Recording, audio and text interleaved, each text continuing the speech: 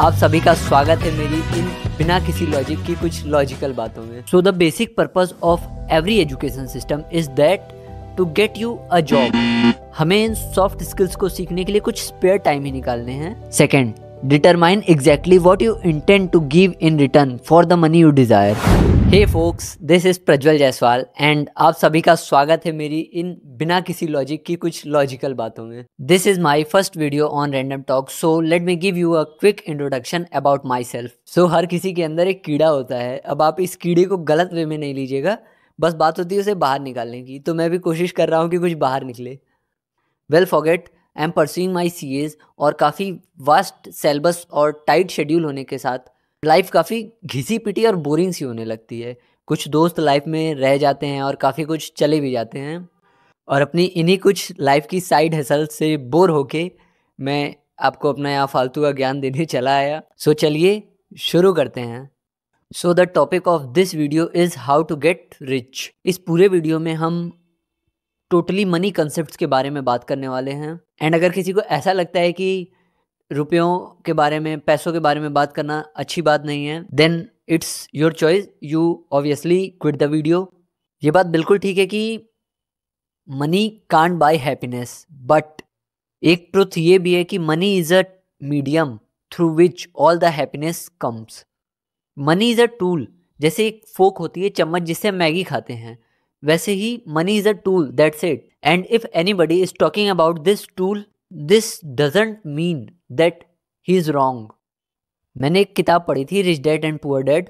उसमें ये लिखा हुआ था कि दैट पॉइंट ऑफ टाइम, जब भी हम किसी दूसरे के लिए काम करने का चेक अपने हाथ में ले लेते हैं, उस टाइम पर वी लॉस्ट मैनी अपॉर्चुनिटीज़ जो कि हमें लाइफ में आगे अच्छा परफॉर्म करने में मदद कर सकती थी। When we talk about education system, education system से मतलब ये है कि किसी भी कंट्री की एजुकेशन सिस्टम का स्पेसिफिक पर्पस क्या होता है। So the basic purpose of every education system is that to get you a job. So college में कोई बंदा अच्छा परफॉर्म करके कुछ अच्छे एलपीएस उठाता है तो कोई उन्हें नहीं अचीव कर पाता है। And here you also see the basic purpose of education system is that to get you a job. अब हम हमेशा अपनी दूसरों को ब्लेम करने वाली आदत के चलते एजुकेशन सिस्टम को इतना बुरा भला बोल देते हैं कि जो पढ़ते हैं वो कहीं काम तो आना नहीं होता, जो कि सही भी है अनटिल अनलेस हम उस फील्ड में बहुत ज़्यादा आगे न जाएं।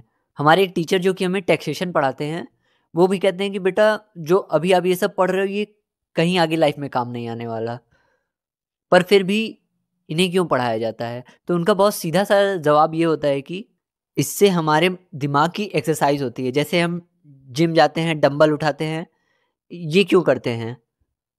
ताकि हमारी मसल्स स्ट्रांग हो। इसी तरह से हमें इतनी कॉम्प्लेक्स चीज़ें पढ़ा के जो कि हमारे लाइफ में कहीं आगे काम भी नहीं आने वाली, इससे हमारे दिमाग की एक्सरसाइज कराई जाती है कि our mind becomes capable of performing complex task, और इससे हमारी थिंक करने की जो एबिलिटी है वो और डेवलप हो सके। सो द सोलो मकसद we say of education is to generate the ability of thinking in a human mind. और सेम यही चीज़ थिंक एंड ग्रो रिच की किताब में भी लिखी हुई है कि perform complex task to stimulate your subconscious mind which gives you immense power of developing your thinking. So let's divide our part of education in two parts. एक जो हमें बचपन से ही नॉलेज गैदर करने को कहा जाता है टू सिक्योर अ लाइफ, जिसकी भाग दौड़ में एक बच्चा जब चलना शुरू करता है तब से ही उसे लगा दिया जाता है, वो है हमारा मेन स्ट्रीम। बट लेकिन क्या ये वो डिज़ायर्ड अमाउंट जो हम चाहते हैं कि हमारे पास हो उसके लिए सफिशिएंट है? Obviously not. ये बहुत आसान पार्ट होता है कि हम अपने रास्ते में आने वाली ऑब्स्टेकल को दोषी ठहराकर कि एजुकेशन सिस्टम ऐसा है वैसा है कि हम अपने डिज़ायर्ड अमाउंट जो हमें चाहिए उस तक नहीं पहुंच पा रहे हैं, या हमारी सराउंडिंग ऐसी है कि हम नहीं पहुंच पा रहे हैं, कि हमारे पास फाइनेंसेस की दिक्कत हैं। तो ये कुछ ऐसा नहीं हो जाएगा कि किसी एक स्पेसिफिक एग्ज़ाम के लिए हर किसी को प्रिपेयर करना है और वहाँ पर कोई ये ब्लेम करे कि मेरे पास लैपटॉप नहीं है वरना मैं अच्छे से पढ़ाई कर लेता, मेरे पास अपना खुद का पर्सनल स्टडी रूम नहीं है कि मैं उसमें पढ़ाई कर सकूँ, इस वजह से मैं पढ़ाई नहीं कर पा रहा हूँ। जब भी हमें किसी रेस में भागना होता है कि हमारा जो गोल है, जो हमारा एम है, उस तक पहुँचने के लिए, then there your goal doesn't see what circumstances you have, what you don't have. The only thing it sees that what efforts you have made to grab your aim. Here comes the gap to learn about some soft skills जो हमें आगे life में better perform करने के लिए एक as दें. अब ऐसा नहीं है कि अगर हम कोई कॉलेज परफॉर्म कर रहे हैं तो उसमें हमें बिल्कुल भी टाइम नहीं मिलेगा. हमें इन सॉफ्ट स्किल्स को सीखने के लिए कुछ स्पेयर टाइम ही निकालने हैं. और वैसे भी अगर देखा जाए तो most of the time of college life इधर उधर के कामों में बेकार ही हो जाता है. अब ये सॉफ्ट स्किल्स किसी भी तरीके की हो सकती हैं, just like freelancing, communicating, editing, coding etcetera etcetera. अब इन्हें सीखने के लिए हमें कोई बहुत ज़्यादा पूरा दिन एक कर देने की ज़रूरत नहीं है. दिन के कुछ स्पेयर टाइम्स इनके लिए निकाल कर अगर हम इन्हें सीख लेते हैं, then this become advantage for us which gives us a kind of edge over time to clarify the way on which path we have to go ahead. ये बहुत आसान है कि किसी को भी अपना एम अचीव न कर पाने का कारण बता दिया जाए, but it is very difficult to take responsibility and to work on it. अब इस मेन स्ट्रीम के साथ साथ हमें अपने डिज़ायर्ड गोल तक पहुंचने के लिए कुछ सेकेंडरी स्ट्रीम भी बनाने पड़ेंगे.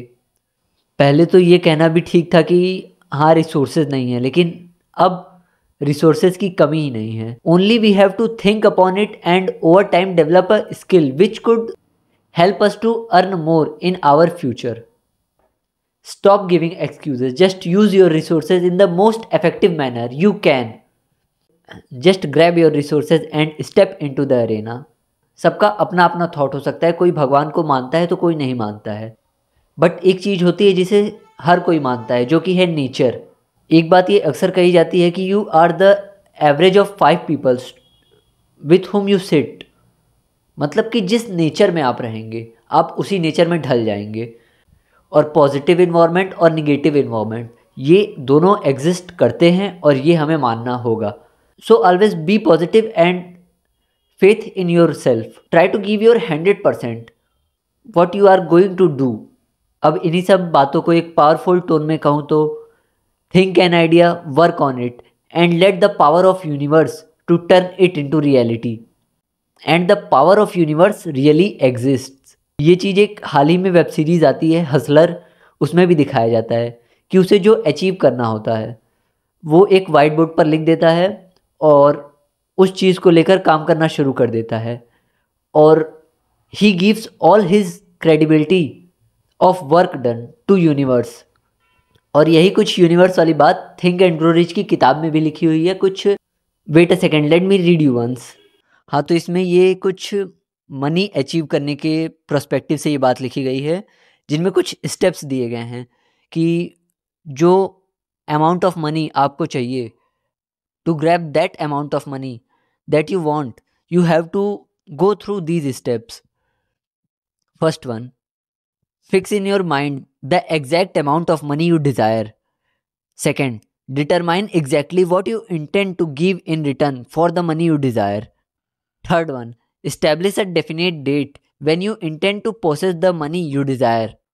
Fourth, create a definite plan of your desire and begin at once whether you are ready or not to put this plan into action.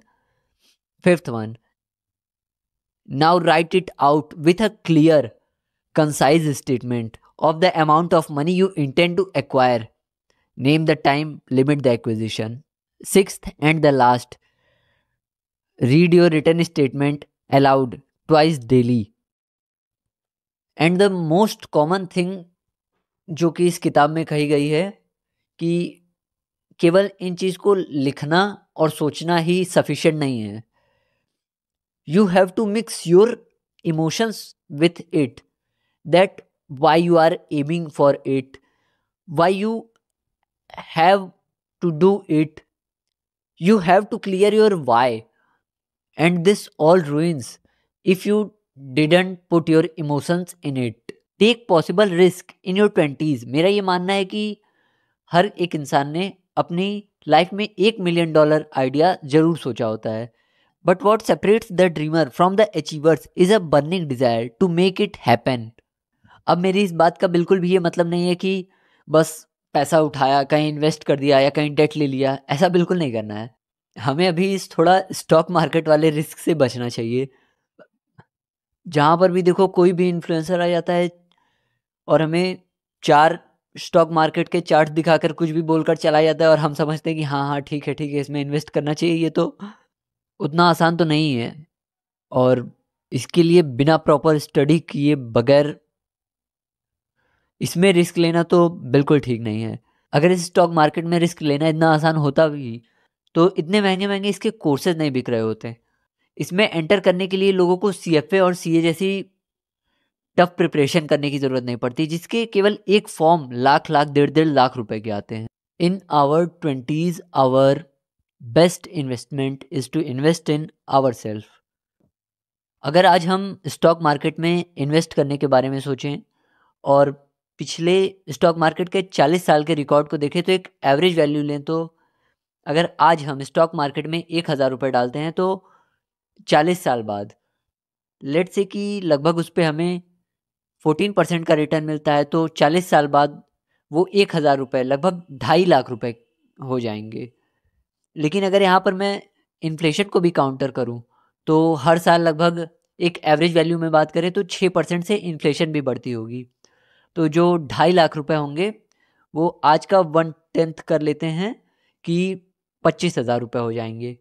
तो इसका ये मतलब हुआ कि अगर आज हम 1000 रुपये डाल रहे हैं तो 40 साल बाद हमें जो 2.5 लाख रुपए मिलेंगे उनकी वैल्यू केवल 25,000 होगी, और उसके लिए हमें पिछले 40 साल तक का वेट भी करना रहेगा।